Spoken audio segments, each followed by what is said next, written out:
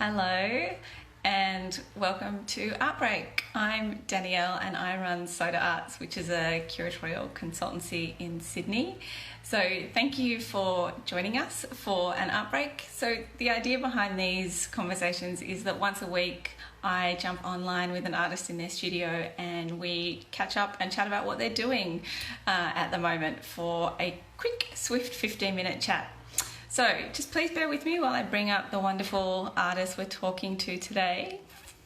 Hi. Hi. Ali. Trying to get the right position. Perfect. No, it's beautiful. Thank you. Ali Noble, welcome. Thank you so much for joining me. Okay, well, so to start off with, I'm just going to introduce you in case people don't know you and your work. So Ali, you're an artist, you're based in Sydney and you work primarily with textiles and sculpture, and your work is very much about shape and colour, and you create these beautiful, intuitive, playful, luscious, textural works that I will definitely put some images up with this video afterwards for those that haven't seen it. But I also think you have these great subversive layers to your work, which is very much about playing with these stereotypes of, so-called feminine art forms like craft, applique, fabric, etc., etc. And so I think a lot of your work nods to this history, and I think it would be good to hear you talk a little bit about that when we when we get into it. And, you're an amazing woman in that you have stuck with the art and being an artist and pursuing your practice for your entire career, and you've exhibited all over Australia. You've also done some really amazing curatorial projects, and I think it's quite interesting that you do these exhibition collaborations with some of your colleagues. That would also be great to hear about. But so, Ali, that's you. Thank you for coming. Anytime. Do you want to start off by telling us where you are at the moment? I'm actually at home. I thought I was going to be at the studio, but a couple of my studio mates threatened to prank me while I was doing the interview. I'm really worried that find a fake spider somewhere or something, so I decided to come home to do it. So sorry about that. So I'm at home in St. Peters, but my studio is just around the corner with about 7 other people. So yeah, easy access. Yeah. And so do you want to tell us a little bit about your background and how it is that you came to be an artist? My mum is a seamstress, so I grew up around her doing a lot of creative activities as well as sewing. I always made things with my hands. Originally, I actually studied art theory, which unfortunately sucked the love of art out of me, so I didn't really go back to that. Actually, I travelled in India for 6 months and then I just started making stuff again. So really I came to my practice quite late compared to a lot of my peers. I was in my early 30s when I really committed to it. So that's it really. I think it's like most artists, it's just something you discover you need to do. So, or maybe you've had someone create in front of you for a really long time and you know it's a possibility. So yeah, that's how I came to Yeah. And I think so much of your work is about the process. So do you want to talk a little bit about how you make and how you construct? Lately I'm trying to strike a balance of sorts between things looking a bit more playful and random, but also sort of organized and structured. So I've realized that actually I'm a very slow producer. I am, in terms of production in the art gallery world, I'm not a particularly good investment. Don't say that. Anyone that's listening, just scrap that. Beep. They're not listening, don't worry. What was the question? Your process. your Oh, process? it's quite random. Well, it's very intuitive. I go towards fabrics that I really love. Lately, that's velveteen, because I really love the way the light shines off the velveteen. And it's kind of got this tacky mass-producedness about it, but it can be quite beautiful at the same time. I really like the values that are attached to textiles. And so I have been cutting out different shapes with that. I kind of went through a phase where I felt like my work was getting too laborious, and one day, it was just a strange day where I was just cutting out shapes and I threw them down really quickly, and I thought, oh wow, that looks really good. So I thought I need to keep being more playful with the practice. But along with the actual physical aspect of the practice, I think a lot about gendered labour, about sewing. A lot of artists, particularly female artists, work with this. You know, you don't really fully understand. Well, no, a lot of people do, but when you become a parent, you really see the gender difference. You know, there is that saying, the personal is political. I think the domestic is really political. I'm lucky I have a very generous partner. He does a lot of cooking, like he is totally on board, but often it comes down to who can earn money and how you get to the studio. And so that's a lot of my thought process that gets embedded in the work. Yeah, just about the load that women have to carry often emotionally for their families. But as well as that, my work does often end up looking quite joyful and playful. So I don't know how that comes out when I'm thinking such serious thoughts. But I guess deep down I'm an optimist, and I don't aim for beauty, but I seem to often arrive there in the work. So clearly it needs that beauty as well. And it's simply the pursuit of beauty is not revered in contemporary art. Yeah, you know, but it's a hard thing to pull together beauty in a conceptual framework. Anyway. Yeah, I agree. I've actually had this conversation with other arts writers, curators in the past, and if you use the word beautiful when you're writing about something, it's somehow a bit gauche, a bit lowbrow to say, oh, that, you know, it was just really beautiful. But yeah, but I think that, you know, surely someone's written a PhD about and unpacked the kind of the detail of beauty, because it's one of those words that kind of comes loaded with all these connotations, but actually, you know, it's a powerful force. Yeah, and people seek beauty, whether it's through nature or architecture or just so many ways, which for some reason it has been, yeah, I think lowbrow is a good word. But then that also goes along with working with textiles and the art and craft, that persistent dualism about working with textiles is this less than thing. But then, you know, I've come to think that maybe that's its strength, working in a marginalised kind of area. I don't know. Yeah.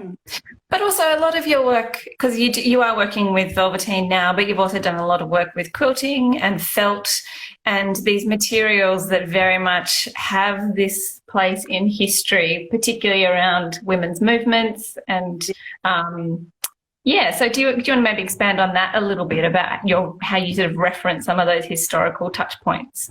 Well, yeah, I worked a lot with felt, and that was really just because I loved it. And it's kind of the opposite of velveteen because it doesn't reflect at all. It absorbs all the light. It's very flat, but it's very durable.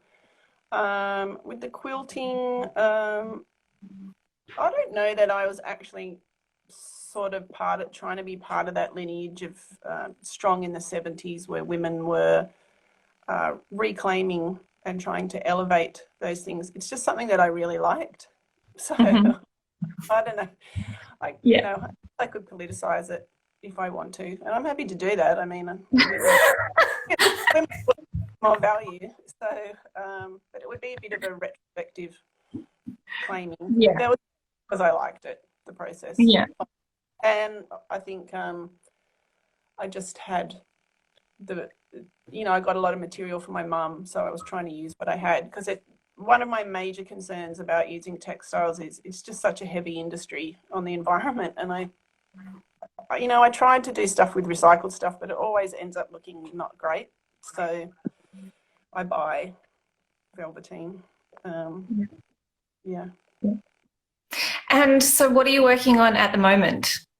I am working towards a group show in Canberra at Anchor called Supernatural Light Affinity, which ironically enough is about maintaining optimism through difficult times. So we put the proposal in before the bushfires and COVID. So seems, pretty topical. I was supposed to have a show in July, but I cancelled it, which was really sad, but I just couldn't see how I was going to homeschool my child and make art. And I also I felt really strongly that there was no point continuing as though things were normal. So I may as well just kind of relax into the situation and, yeah. There's construction happening next door. Sorry about that. I don't know. Can you hear the really loud? Oh, that's good. Okay. I can just hear it's really loud. Okay. Good. So I just, I decided that it was better to just relax into this. I only have the privilege of being able to homeschool him, and not that was always great. So I'm working towards that show, which is hopefully in August, and hopefully the restrictions have been lifted. We don't really want to have the show if it's just going to be online. I'm working towards that. I'm writing a proposal to do a master's as well, which is really trying to use my brain. So no, it's great. It's really good. And in terms of projects that you've done, is there one that stands out for you as one that you're most proud of?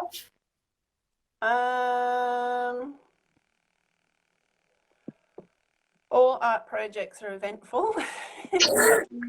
Always. Well, they sound like they're all very cathartic for you and very intuitive. Quite personal, and because I like, as you mentioned before, that collaborative process, which does seem to always end up being with women. I often find there's aspects of the art world that's very singular, like that we just have solo shows and we just promote ourselves. So I do like working with other people. In terms of particularly memorable, I had a show at Lismore Regional Gallery with my friend Sabine, and it was just really great working at a regional gallery. They were so supportive, and we had a different audience, so you didn't feel like you were just speaking to the same people who get to see art all the time. People were just really engaged. I just really loved it. And also the staff had just come through the massive floods, and they were so exhausted, but they were very supportive. I really enjoyed it. So that was pretty memorable. Yeah. Yeah. Great. Well, it's almost our 15 minutes, so I'll just ask you, I'm going to ask you the final clanger, which is, and it's interesting in the context of what you were just saying about cancelling your show, but why do you think art has value now, in the past, in the future? Yeah. Gosh, that's a big one. Sometimes I feel like art is everything and nothing. I feel like during the bushfires, I was like, oh my God, what's the point of this? This like massive ecological disaster. Like it just felt very helpless, and it felt like we really needed to come on. Like art was really not going to do anything in that situation. And then COVID came along, and all you could see was on social media was everyone's making stuff, and they're really getting in touch with their creativity, that people who are lucky enough to slow down. And I thought, yeah, that's great. And so it might just depend on the day that you ask me. Sometimes I just think it's incredibly valuable because you get to express yourself, and you get to learn different political views is really important. I try to follow artists that are not like me at all, find out what they're talking about. I think it's just about communication. We need to communicate, and you know, we're just really lucky that we can express ourselves here in Australia. You know, we can say a lot of things you can say in other parts of the world, and I think that's really lucky. Also, I think the value is for a lot of people, they would actually genuinely be not well if they couldn't make art. So I think that's one of the values. It keeps you healthy and related. Yeah. Yeah. Mental health, communication, economic. I mean, it's all there. It's all there. What's the point? This is just such a waste of time. No, it's not a waste. It's not a waste at all. Artists go through that. They all have their doubts. I think absolute certainty is the death of your practice as well. You know, there has to be doubt. If you can certain all the time, it means that you're not questioning or curious, or but obviously you can't be like that all the time because you go crazy. Yeah. Oh, that makes me feel so much better. I'm just perpetually racked with doubt. So thank you. Thank you, Doctor. Yeah. Oh, thank you. Thank you, Ali. Same time next week. Cheap rates. This is all good. That's our time. So look, thank you, Ali, for joining me and sharing your space and mind. I really appreciate it. This film, like all the other Upbreak films, will make its way to the Soda Arts website, and we still have a whole number of artists lined up for the next few weeks at 2:00 on Wednesdays. So hopefully you and anyone else that's watching will come and have a listen. See you then. Great. Thank you. Thanks, Dan. Bye. Bye.